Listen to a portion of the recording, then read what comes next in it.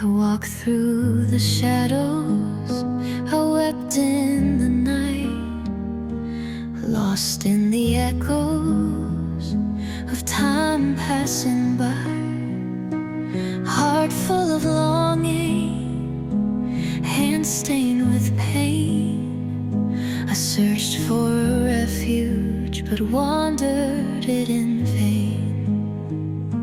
Years like the wind, they whispered, they roared.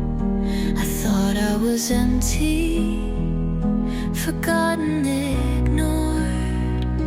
But in every sorrow, in each silent prayer, Yahuwah was holding me, always right there.